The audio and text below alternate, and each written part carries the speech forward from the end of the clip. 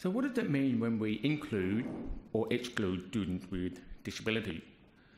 The research is clear. Students with disabilities who are included in regular mainstream settings outperform their peers with disabilities who are segregated, not only academically but also socially. They have higher rates of attendance, are less likely to have behavioural issues, and are more likely to complete secondary school. And of course, including students with disabilities does not harm in any way students without disabilities. In fact, it enhances students without disabilities' ability to be inclusive. I just want to quickly tell you of a lovely story I heard from a friend 2 or 3 weeks ago who had a 9-year-old daughter, 8 or 9-year-old daughter at a local primary school playing, I think, netball. And in that team was a girl who was short-statured. And the mother asked her daughter, so how is, let's call her Claire, who was short-statured, going? And the daughter's response was, why are you asking?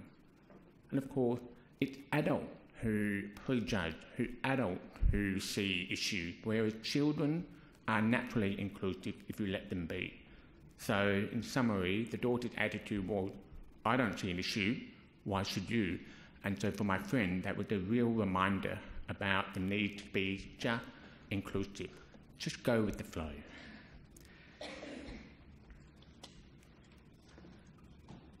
I mentioned earlier about the research, and there's been a lot of research into the benefits and advantage of inclusive education.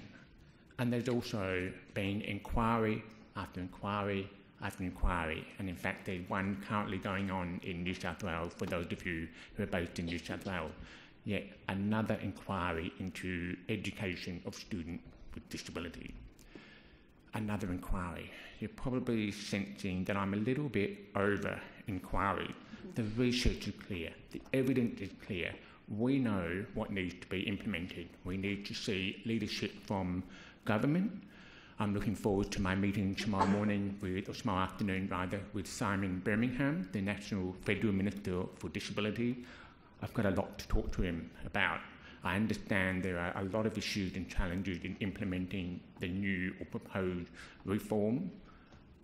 It's critical that we don't leave behind up to 20% of the student population. 1 in 5 people in Australia have a disability.